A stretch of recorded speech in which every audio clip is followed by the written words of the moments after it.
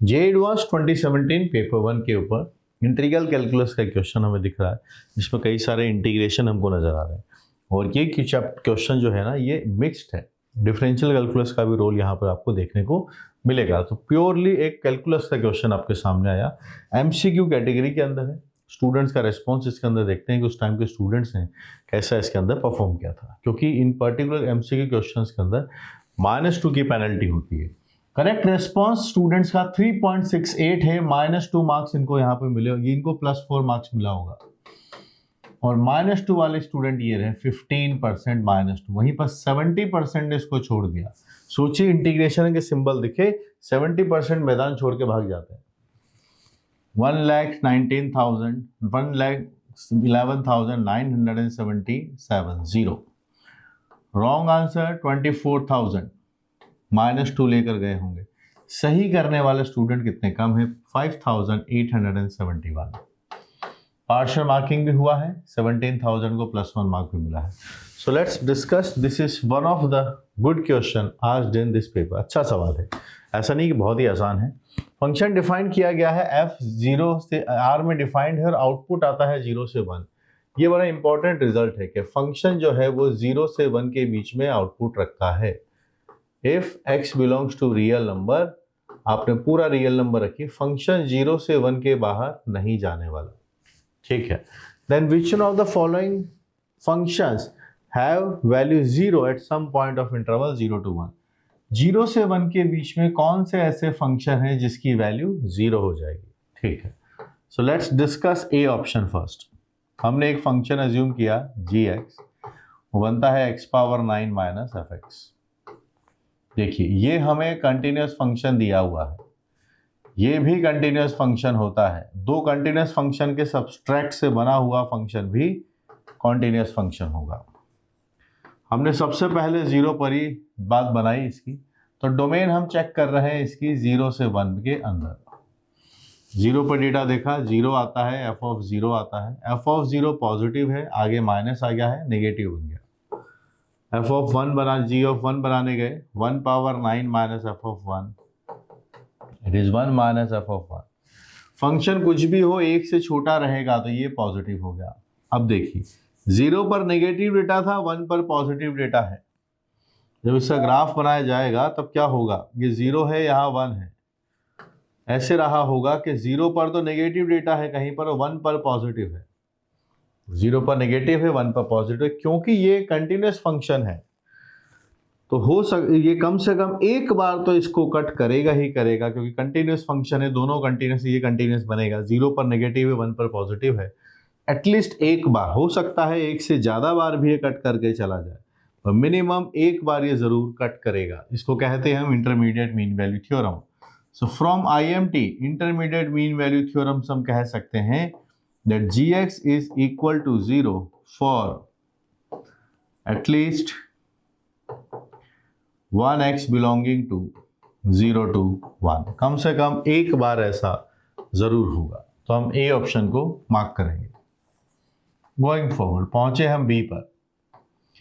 gx function assume किया, यहां लिखा है x, ये है 0, π/2 - x है, यहाँ ft है, यहाँ है आपके पास से cos t dt।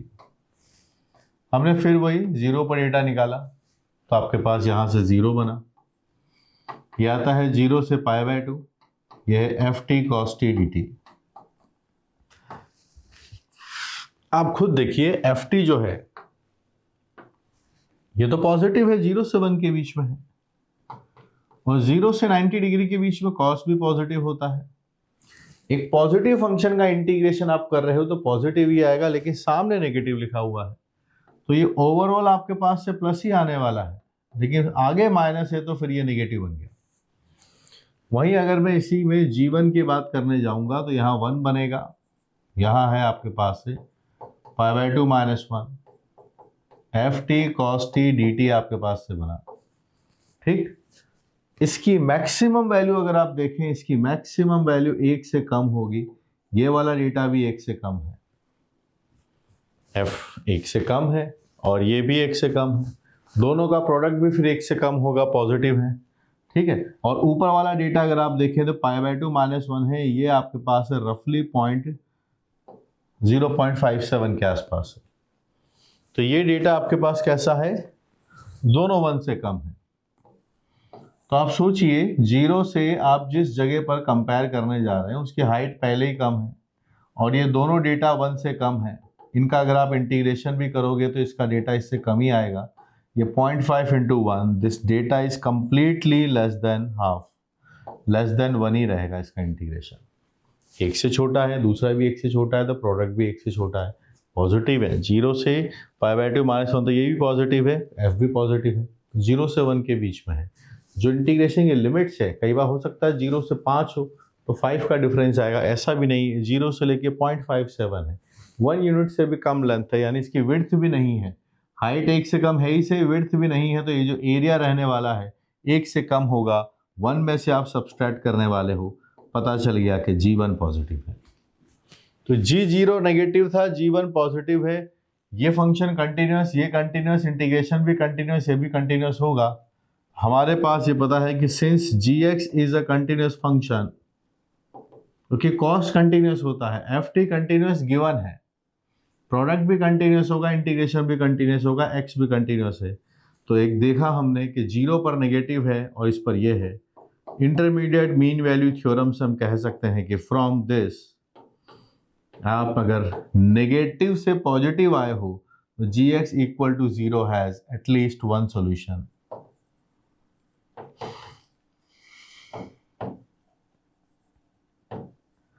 x belonging to 0 to 1, understood. जैसा पहला वाला क्वेश्चन है वही यहाँ हुआ है कि 0 पर नेगेटिव था, 1 पर पॉजिटिव है। यहाँ भी वही है, 0 पर नेगेटिव आया, 1 पर आया पॉजिटिव, कंटिन्यूस फंक्शन है, तो ये बात बन गई। B is also true. आगे चलते हैं सी पर। यहाँ लिखा है e⁻x -0 से x ft dt। आइए सी ऑप्शन, gx हमने अज्यूम किया, e⁻x -0 से x ft sin t, ft sin t अपने पास से डेटा बना। हम इंटरेस्टेड हैं 0 से 1 में, पूरे क्वेश्चन में स्पेसिफाई कर रखा है, यही देखना है, बाकी पूरी दुनिया से हमें कोई मतलब नहीं है। ठीक है भाई। तो अगर मैं यहाँ पर डेटा देखूँ 0 पर, ये बनता है e⁻0, ये बनेगा 0 से 0 इंटीग्रेशन, ये तो 0 आ गया है, यहाँ से डेटा आया 1, we are having this as 1। और अगर हम यहाँ पर G1 निकालने जाएंगे, वो देखिएगा E बनेगा 0 से 1 ft sin t dt। समझिएगा, f की वैल्यू 1 से कम है, sin की वैल्यू 1 से कम है, दोनों का प्रोडक्ट 1 से कम होगा, और जब आप इंटीग्रेशन करोगे तो ये डेटा भी 1 से कम होगा।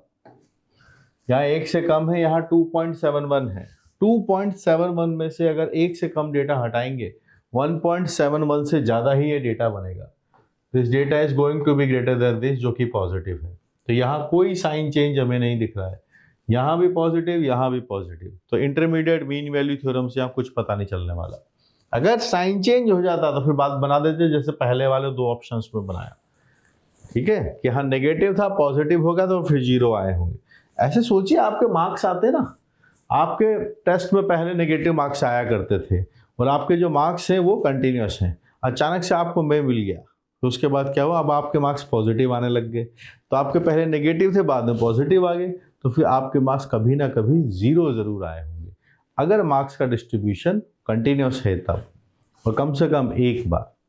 लगातार इंक्रीजिंग मार्क्स है तब सिर्फ एक बार आएगा, लेकिन अगर कंटिन्यूटी की बात करेंगे तो मिनिमम एक बार ज़रूर आएगा। हो सकता है पॉजिटिव आ जाए, फिर वापस आप 0 की तरफ चले जाए, फिर वापस नेगेटिव आ जाए। पर कंटिन्यूटी अगर मेंटेन्ड है और अगर आप नेगेटिव से पॉजिटिव गए हो, इट मीन्स एटलीस्ट एक बार आपने 0 ज़रूर देखा होगा। लेकिन सी ऑप्शन में हम देखते हैं कि दोनों ही पॉजिटिव हैं, तो यहाँ पर इंटरमीडिएट मीन वैल्यू थ्योरम से हम नहीं बोल पाएंगे दोनों पॉजिटिव हैं। ठीक है, नो प्रॉब्लम, कुछ और फंडा लगाएंगे। चलिए आगे बढ़ते हैं। हमने किया इसका डिफरेंशिएशन, यहाँ पहुँचे तो आता है e⁻x, यहाँ पे अब आप आगे बढ़ेंगे, लेबनीज रूल लगेगा, fx आता है, ये है sin x, x का डेरिवेटिव 1 और ये 0। g' आप देखिए e⁻x आता है, यहाँ fx है और ये है sin x। देखिएगा, क्योंकि हम बात करने वाले हैं x की 0 से 1 के बीच में, तो ये जो क्वांटिटी है आपके पास ये किसके बीच में रहेगी, ये क्वांटिटी रहेगी 1 से लेके e के बीच में, और ये दोनों क्वांटिटी का प्रोडक्ट sin x भी 1 से छोटा होता है, fx भी 1 से छोटा होता है, 1 से छोटा, यहाँ 1 से लेके 2.71 तक है और ये नंबर 1 से छोटा है, ओवरऑल आपके पास से पॉजिटिव आ गया, हो गया decide. Rate of change is positive, divide by dx positive आ रहा है, यानी gx कैसा है, ये एक स्ट्रिक्टली इंक्रीजिंग फंक्शन है, this is an strictly increasing function. और अगर स्ट्रिक्टली इंक्रीजिंग फंक्शन है, लगातार बढ़ने वाला फंक्शन है कि लगातार बढ़ता ही चला जाएगा, तो फिर कैसा मतलब हुआ, देखिए हमारे पास g0 पर वैल्यू आई है 1। अब अगर मैं 1 से 0 से 1 के बीच में बात करूंगा तो gx की वैल्यू इंक्रीजिंग है, तो हमेशा 1 से ज़्यादा ही रहेगी। 0 पर वैल्यू 1 है, आपका पहले टेस्ट जो 0 टेस्ट था उसमें 1 मार्क्स आए हैं और आपके मार्क्स का नेचर पता चल गया है कि इंक्रीजिंग है, तो आपके आगे आने वाली वैल्यूज़ पर उसकी वैल्यू 1 से ज़्यादा ही आएगी। तो g0 1 है तो gx अब इसके बीच में 1 से ज़्यादा वैल्यूज ही रखेगा, और अगर 1 से ज़्यादा रखेगा तो फिर 0 नहीं आएगा। और हमसे क्या पूछा है, आप ऐसे ऑप्शंस बताइए जिनकी वैल्यू 0 आए, सी इसका आंसर नहीं होगा। ठीक है, आगे बढ़ते हैं, डी ऑप्शन देखते हैं। fx लिखा है 0 से π/2, ft sin t की बात हो रही है डी ऑप्शन के अंदर। आइए, यहाँ लिखा मैंने fx है 0 से π/2, ठीक है। डेटा देखिए आपके पास ft sin t dt, ft sin t dt, हर ऑप्शन को अलग अलग ब्लेंड करके मिक्स करके बना दिया गया है। इस फंक्शन की बात कर रहे हैं, क्या है 0 बनेगा, देखो fx आपके पास से पता है कि 0 से 1 के बीच में रहता है, क्लियरली समझा रखा है कि f तो जो भी होगा किसके बीच में होगा, 0 से 1। ये पॉजिटिव है और ये भी पॉजिटिव है, इंटीग्रेशन भी पॉजिटिव आएगा, ये नंबर भी पॉजिटिव है, तो कहानी खत्म होगी, कुछ करने की जरूरत ही नहीं है इसके अंदर, तो gx हमेशा ही पॉजिटिव रहेगा। देखो अब ध्यान से, ये जो डेटा है 0 से 1 यानी पॉजिटिव है, ये पॉजिटिव है, ये पॉजिटिव है, प्रोडक्ट भी पॉजिटिव, 0 से π/2 में इंटीग्रेशन ही पॉजिटिव, पॉजिटिव और पॉजिटिव टर्म्स आपके पास लिखी गई है, ये कभी भी 0 नहीं आ सकती, ये are always positive. If x is between 0 and 1, ये ऐसा रहेगा कि gx हमेशा पॉजिटिव रहेगा, तो डी भी इसका आंसर नहीं होगा।